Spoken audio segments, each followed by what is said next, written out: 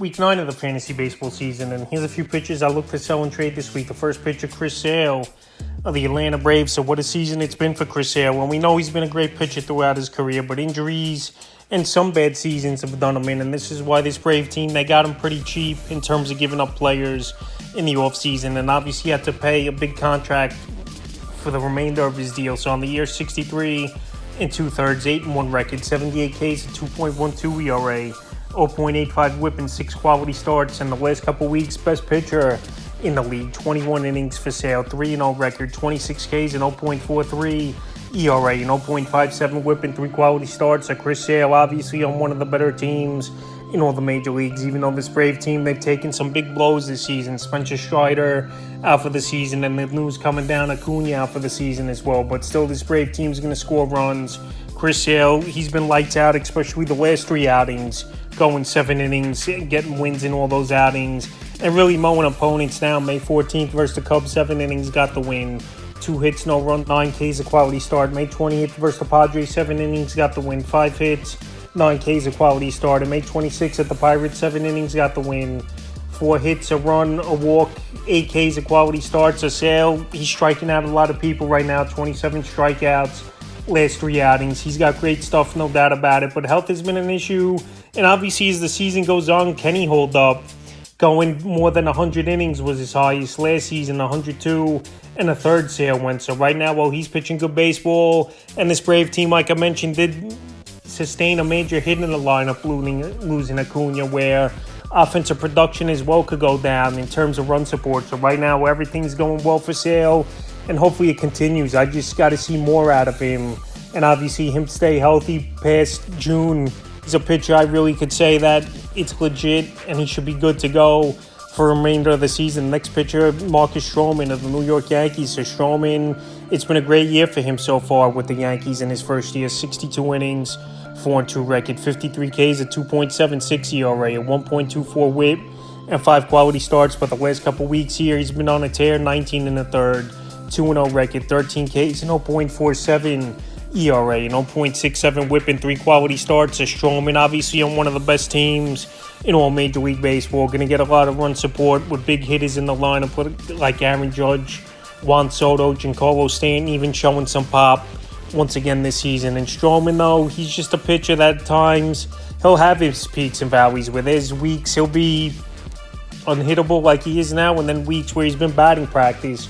So right now, while Stroman's been pitching well, he's a perfect sell-high candidate in my opinion. May 15th at the Twins, 6 innings, got the win. 2 hits, no runs, 3 walks, 2 Ks, a quality start. May 20th versus the Mariners, 7 and a third, no decision. 3 hits, a run, a walk, 6 Ks, a quality start. And May 25th at the Padres, 6 innings, got the win. 3 hits, no runs, a walk, 5 Ks, a quality start. So like I said, he's pitching good baseball. No doubt about it, this is Marcus Stroman. Stroman, he could go the other way as well, where he could fall apart quickly as Stroman. So right now, well, everything's good, and he hasn't been a problem in the clubhouse like we've seen in past, where he's given up, or he's had some comments that obviously don't rub organizations well. I would sell Stroman this week because things definitely could flip the other way, and then it'll be tougher to get him off your roster. So right now, well, he's pitching good, and he's at peak value in my opinion, and has great run support from a team like the Yankees. He's a perfect sell-high pitcher this week. The next pitcher, Garrett Crotchet of the Chicago White Sox. So we know the White Sox, one of the worst teams in all Major League Baseball. But Crotchet, he's going out there, and he's put up some monster numbers this year, especially his K rate on the year, 63 and 2/3, 5-5 record, a whopping 85 strikeouts already, 3.68 ERA, 0.93 whip, and 6 quality starts in the last couple weeks.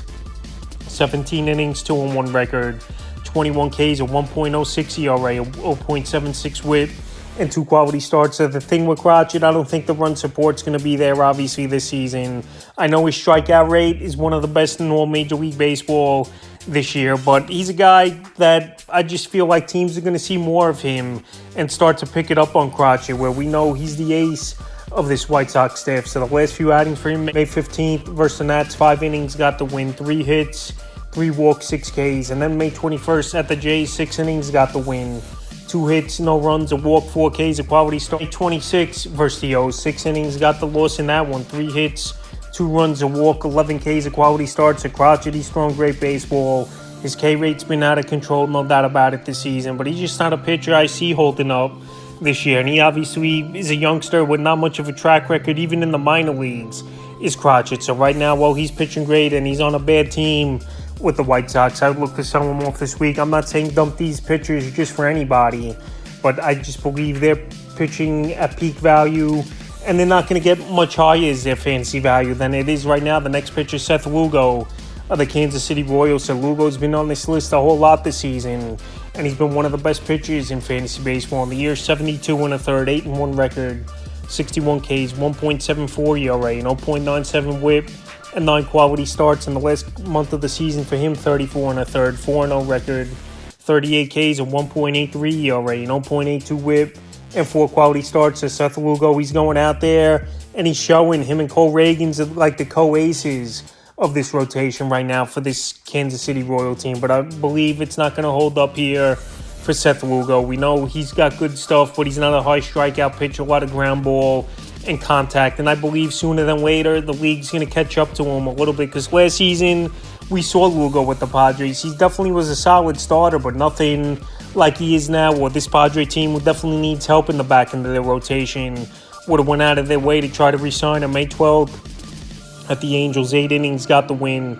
5 hits, a run, 12 Ks, a quality start. May 18th versus Oakland, 5 2/3, 6 hits, 2 runs, a walk, 10 Ks.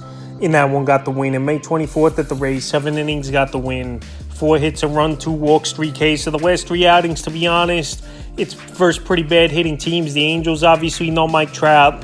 They're just trying to plug guys in there and see what they got. Oakland, I know their hitting's improved a little bit this season, but in my opinion, still a bottom 5-6 offense in all Major League Baseball. And the Rays, they've been dealing with a lot of injuries, and their offense hasn't been all that as well. So I know Lugo, he pitches in a favorable division in the Central with bad hitting teams for the most part, besides the Guardians. Tigers, middle of the pack. Minnesota, their offense is very inconsistent. And the Chicago White Sox, one of the worst teams in the league. So his next outings tomorrow at the Minnesota Twins is Seth Lugo, where I believe he could go out there and pitch a good game, but I just don't believe he's going to keep it up at this rate, where he's a top 3-5 pitcher all season long right now. So I would sell Lugo high this week, and I think you could get a pitcher and possibly a bat as well in a deal. And the 5th and final pitcher I look to sell in trades, Tanner Scott of the Miami Marlins. So I usually don't have closers on this list of selling guys or even picking up closers, because I think for the most part, closers a crapshoot. We see it every year. Top closer gets drafted, top 3-5 pitcher, and he's not that great. We've seen it this year with Josh Hader. He's been up and down for the most season. Edwin Diaz, it's been a train wreck of a year for him as well. And now Tanner Scott's pitching good baseball, and that's why we go out there and sell him this week. So on the season, 22 innings, 4-4 record, 7 saves, 23 Ks, a 1.64 ERA, a 1.36 WHIP. But the last 2 weeks, he's been doing it all. 6 innings, 3-0 record, 3 saves, 7 Ks, no ERA, and a 1 WHIP. So this Marlins team, I know they got off to a slow start and still one of the worst teams in all the National League here. But I believe this Marlins team, they're going to sell off guys at the deadline. Tanner Scott definitely could be one of them, where he goes to a contender, obviously, and be the 7th or 8th inning man for a team. So with that, and obviously this Marlins team, I believe they're going to start going cold once again, is Miami, where it's a little bit fluky, obviously, that they've been winning these games all of a sudden over the last few games, where they beat Arizona 2 out of 3, beat the Brewers 2 out of 3, beat the Mets 2 out of 3. So right now, they've won their last 3 series. I don't see it holding up for this Marlins team. Deadline looming in the next 2 months here, and obviously trades always happen way before the deadline as well. I could see Scott going to a contender and losing that closer for fantasy owners. So that's a few pitchers I look to sell and trade for Week 9 of the fantasy baseball season.